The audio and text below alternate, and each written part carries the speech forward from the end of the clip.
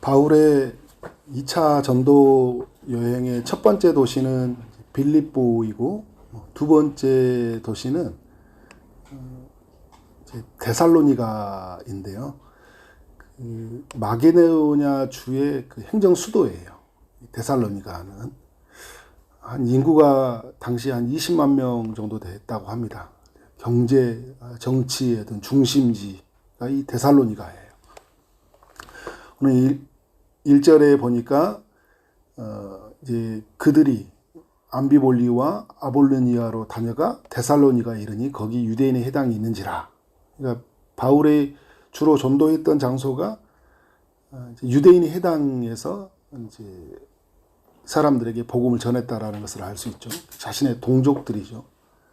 흩어져 있는 디아스포라. 바울도 디아스포라 유대인이었고. 그런데 되게 불편한 사람들이죠. 근데 이들에게 복음을 증거합니다. 2절에 보니까 바울이 자기 관례대로 그들에게 들어가서, 그러니까 습관을 따라서 들어갔다라는 거예요. 이런 어떤 패턴, 어떤 루틴이 있었다. 들어가요. 새 안식일에 성경을 가지고 강론했다. 그러니까 세 번째 맞이한 안식일, 그러니까 21일 동안 성경으로 이제 그들에게 다가간 거예요. 3절에서 보니까 뜻을 풀어줬다. 성경의 뜻이 무엇이냐? 예수님이 십자가에 죽고 부활하셨는데 이게 성경과 어떤 연관이 있냐라는 거예요. 그래서 구약의 성경이잖아요. 아직 신약 성경이 기록되지 않았으니까. 구약의 성경에서 예수님에 대해서 증언하는 내용들, 그리고 예수님의 죽음과 부활이 어떻게 연결되어 있는지를 성경을 연결해서 이렇게 잘 설명을 한 거죠. 성경을 풀어주니까 어떤 역사가 있었습니까? 4절에 보니까 그 중에 어떤 사람, 곧 경건한 헬라인의 큰 무리와 적지 않은 기부인도 고난을 받고 바울과 실라를 따르나 이렇게 이야기를 하고 있어요. 말씀이 들려지니까 말씀 앞에 반응을 하는 사람들이 있는 거예요. 그래서 여러분, 교회는 말씀이 전해져야 되고 하나님의 사람들은 말씀을 또 전하고 흘려보내야 돼요. 그때 어떻게 경건한 헬라인들, 그 이방인 사람들의 안에서 변화가 일어나는 거예요. 기부인들, 부자들, 뭐 가난한 사람들, 할 것 없이 복음의 역사가 일어나고 있는 거예요. 그런데 여러분, 보면 항상 이 방해가 있잖아요. 복음이 전해지면. 5절에 그러나 유대인들은 시기하여. 유대인들의 시기가 있어요. 바울이 유대인에 해당해서 말씀을 전하는데 사람들이 반응을 하니까 유대인들은 어떻게 해요? 자기들이 서야 할 자리를 잃어버리기도 하고, 그리고 자기들은 아직 예수님을 맞이하지 못한 사람들이 돼버리면서 동시에 자기들은 가짜가 돼버리는 거잖아요. 화가 나기도 하고, 또 예수 믿는 사람들을 통해서 막 변화가 일어나는 걸 보면서 시기가 나기도 하는 거예요. 왜? 자기들은 자기들이 진짜라고 생각해요. 나는 왜? 저들은 왜? 이런 생각이 들잖아요. 근데 이 사람들이 가짜라는 게 뭐냐면요. 자기들이 이 생각이, 만약에 자기들 유대교가 예수가 아직 오시지 않았다. 이게 진짜라면 어떻게 해요? 기다려야 될 거 아니에요. 더욱 겸손해져야죠. 어떻게 해요? 불량배들을 불러 모으는 거예요. 그래서 성을 소동하게 만듭니다. 야손의 집에 침입했다. 그러니까 지금 바울과 실라 이 전도 일행들이 야손의 집에 있었는데 그들을 끌어내려고 했는데 이제 야손의 도움으로 말미암아 바울이 이제 거기에 있지 않았죠. 발견하지 못하니까 야손과 및 형제들, 이제 거기에 있는 사람들, 바울을 도와주었던 사람들, 바울이 영향을 받아서 있던 사람들을 어떻게 해요? 막 끌어내가지고 이 사람들은 가이사의 명을 어겼다. 그러니까 로마 황제잖아요. 로마 황제의 명을 어겨서 바울과 그 일행을 도왔다. 그러니까 왜냐하면 바울과 그 일행이 전했던 이 복음이 어떤 다른 왕을 전한다 이야기 생각을 했잖아요. 가이사 이에는 황제가 없는데 예수라는 어떤 존재를 섬기는 이들을 어떻게 해요? 큰 가이사의 명령을 어기는 사람, 나라를 혼란스럽게 하는 반역자들로 생각한 거예요. 그런데 여러분, 그들 마음대로 세상은 돌아가지 않아요. 불량배를 동원하고 거짓 증언을 해도 어떻게 해요? 보니까 이 9절에 야손과 그 나머지 사람들에게 보석금을 받고 놓아줘요. 무리에 있는 그 읍장들 리더들이, 데살로니가 있는 사람들이 큰 죄를 묻지는 않아요. 그냥 보석금만 받고 풀어주는 정도로 가고, 바울과 실라는 어떻게 해요? 다른 곳으로 이동해 갑니다. 근데 여러분, 이 데살로니가에 참 놀라운 게 뭐냐면요, 3주 동안 바울이 있었거든요. 근데 이게 데살로니가 전서로 가보면 하나님의 놀라운 일하심들이 있다는 걸 알 수 있어요. 그들 안에서 믿음의 역사가 일어났고, 사랑의 수고와 소망의 인내로 우리 하나님 앞에서 끊임없이 기억됨이니, 이런 역사가 일어나는 거예요. 믿음과 소망과 사랑의 역사들이 데살로니가 교회 안에서. 그래서 여러분, 그 데살로니가 1장 7절에 가보면요, 너희가 마게도냐 주예요, 아가야 주까지 모든 믿는 자의 본이 됐다. 그러니까 무슨 말이냐, 예수 믿으려면 데살로니가 사람들처럼 믿어야 돼. 이게 본이 됐다라는 거예요. 8절에서 보면 주의 말씀이 너희에게로부터 마게도냐와 아가야라 들릴 뿐만 아니라 하나님을 향한 너희 믿음의 소문이 각처에 퍼졌으므로 우리는 아무 말도 할 것이 없노라. 그러니까 하나님의 말씀이 이 데살로니가 안에서 풍성하게 드러난 거예요. 그래서 각 사람들에게 어떻게 소문이 퍼져난 거죠. 와, 하나님의 말씀을 듣고 저들의 삶이 완전히 변화됐어. 3주 동안 성경을 강론에서 들었는데도 모든 믿는 자의 본이 되어진 거예요. 여러분, 이게 말씀의 힘이잖아요. 근데 우리가 막 질문이 생기는 거예요. 그렇게 수년을 성경을 읽고 성경을 알아가는데 삶이 안 변하는 사람들 있잖아요. 3주를 성경을 풀어주는데 삶이 이렇게 완전히 바뀌어버리잖아요. 믿는 자들의 본이 되어버렸다. 우리에게 성경을 읽을 때 성경이 우리의 가슴 심령성을 완전히 뚫고 지나가도록 해야 돼요. 성경에 완전히 붙잡혀 버려야 돼요.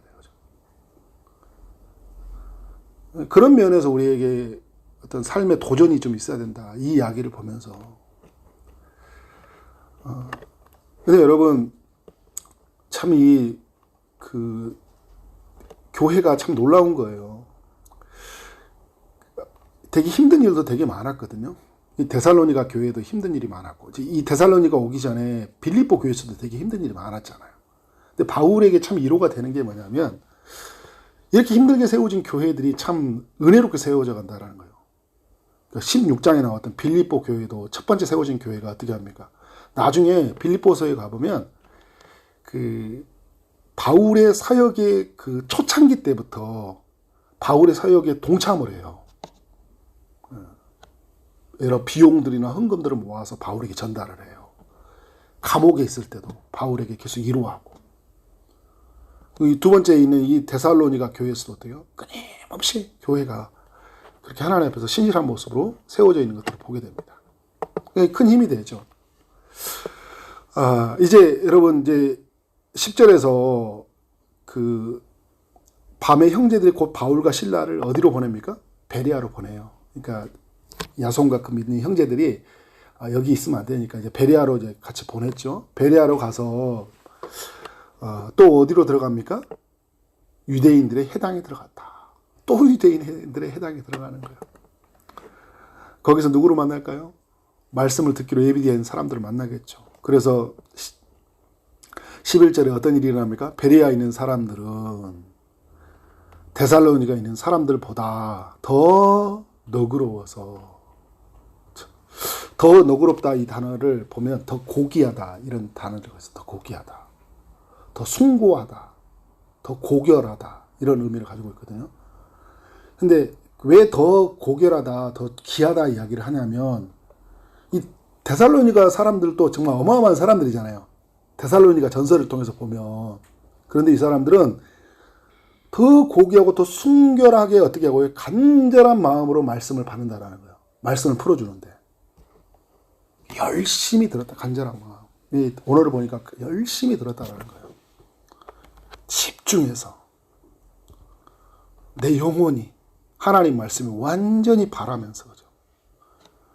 시편에 가서 119편에 나올 것처럼 헐떡이 있듯이 말씀을 먹으면 어떻게 읊조리고 주야로 묵상하듯이 말씀에 붙잡혀서. 우리 여기도 여러분 한국 교회가 부흥의 역사를 일으켰을 때요, 이 막 그 장대영 교회나 이런 부흥이 있을 때 막 말씀이 있을 때 막 사람들이 진짜 몇 시간이고 말씀을 듣고 하루 종일 말씀을 묵상에 사로잡힐 때가 있었잖아요. 지금 여러분 그 중국이나 다른 데에서 복음의 역사 일어나는 데를 보면요, 저희 이제 그 목사님들이나 저희 교수님들이 중국 교회 가서 말씀을 전하잖아요. 안 간다고 하잖아요. 계속 전해주래요. 집을 안 간대요. 말씀을 전해주세요. 말씀을 듣고 싶습니다. 또 우리는 막 가끔 가다가 하면 한 20분, 30분만 넘어가면 막 몸을 뒤틀려요. 반응을 줘요. 목사님 언제 끝냈어요? 막 이런 거 있잖아요. 힘들어요. 집에 가서 혼자 읽으시려고 이제 그러신지 모르겠지만, 우리 어떤 걸 우리에게 가르쳐 주고 있는 거예요. 좀 간절한 마음으로 말씀을 받아야 된다. 너그럽게, 그죠? 부드러운 마음을 가지고. 보면 이것이 그러한가 하여 라고 이야기하잖아요. 세번역 성경에 보면 이것이 사실인가, 이거죠. 성경을 읽으면서 생각하는 거잖아요. 그래서 상고하다라는 이 단어도 보면, 원어로 보면 성경을 상세히 조사하다 이런 게 거거든요. 상세히 조사하다. 이게 사실인가 살펴보고, 그죠? 예수의 십자가의 죽음과 부활을 구약의 성경과 계속 대비해서 볼 거 아니에요. 이게 맞나? 시편의 예언이, 창세기 3장 15절이, 여인의 후손이, 신명기에서 나왔던 18장에서 나왔던 이야기, 한 선지자를 세운다는 이야기가 바로 이 이야기인가? 이사야가 고난받는 종이 온다고 했는데 그 이야기가 맞나? 그러면서 어떻게 성경을 살펴보면서 예수 그리스도가 주가 되셨고 그는 우리의 하나님이 되시고 그로 인해 우리는 구원이 있구나, 부활이 있구나, 그와 함께 영원한 삶을 이루어지는구나, 하나님 나라가 이루어졌구나. 이게 어떻게 될까요? 막 말씀을 보면서 믿어지는 거잖아요. 단순히 막 은혜 받았습니다라는 그 감정적 도취 이런 정도가 아니라 완전히 전인격 속에서 반응인 거죠. 그런 역사들이 어디에서 일어났어요? 베리아 교회에서 일어났다. 저는 우리 섬기는 교회들에게서 이런 일이 일어났으면 좋겠다. 기도가 되더라고요. 말씀을 묵상하는데. 우리 초지동산교회 사람들, 제가 초지동산교회 저희가 있으니까 이제 우리는 이제 베레아 사람들보다 더 생각이 됐어요. 베레아 사람들은 데살로니가보다 했으니까 베레아 사람들보다 더 너그러워서 간절한 마음으로 말씀을 받고 이것이 그러한가 하여 날마다 성경을 상고하는 우리 성도들이 되었으면 좋겠고 저도 되었으면 좋겠다. 그렇게 교회가 지어져가는 우리 삶이 되어지길 원합니다. 여러분, 이제 이후에 바울이 아덴에 가서 전도를 하잖아요. 거기는 또 다른 도시거든요. 네, 이전과 또 다른 도시예요. 그러나 비슷한 것은 뭐냐면 우상이 가득해요. 근데 그 우상이 가득한데 아덴은 특별히 그 종교성이 강하고 우상들이 가득했던 것 같아요. 근데 그들에게 하나님의 복음을 증거하는데 보면 여러분 이 거주 경계를 정하다 이런 게 오직 하나님만이 참된 신이다라는 게 이 근거가 어디에서 가져온 거예요? 성경에서 가져온 거 아니에요, 여러분. 바울은 성경을 믿었고 그리고 그 성경대로 그리스도가 오셨다는 것을 믿었어요. 이게 믿어진 거예요. 예수님을 만나고 나서 믿어진 거예요. 그죠? 그리고 어떻게 해요? 하나님 말씀을 전하는 거죠. 그래서 오늘 우리의 삶이 말씀에 완전히 붙들려서 말씀이 우리의 인생 속에 녹아지고 말씀으로 부요해지고 그래서 말씀을 전하지 않으면 견딜 수 없는 마음들 있잖아요. 말씀을 옮겨가는 거잖아요. 왜냐하면 여러분 내가 은혜를 받잖아요. 이게 나타나는 증상이 그거예요. 성경을 통해 은혜를 받았다는 사람들 보면 성경이 하나님의 말씀이 막 내 삶 가운데 어떻게 열매로 드러나게 되어 있어요. 성품으로 드러나요. 삶 속에 드러납니다. 견딜 수 없는 마음에 우리 안에 불붙는 마음이 주셔요. 말씀이 풀어지면 내 안에 자유가 임하고 그 은혜를 누리지 못하는 사람들이 어떻게 해요? 말씀을 막 옮기는 일들이 일어나는 거예요. 그러한 일들이 오늘 우리의 삶 가운데 일어나기를 주의 이름으로 축원합니다. 네, 기도하도록 하겠습니다. 하나님 아버지, 사도행전 17장의 말씀으로 우리를 교훈하시니 감사합니다.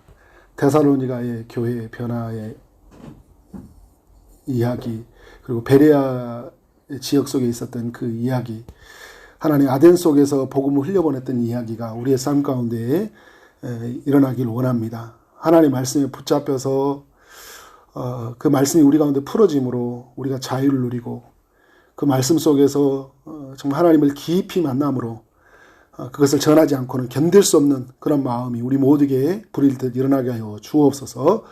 주님, 오늘도 주의 은혜가 필요한 이들이 있습니다. 아픔 중에 있는 이들에게 주님 찾아가시고 또 여러 기도 제목을 가지고 기도하고 나아가는 모든 심령에 주님이 찾아가셔서 일하여 주시길 원합니다.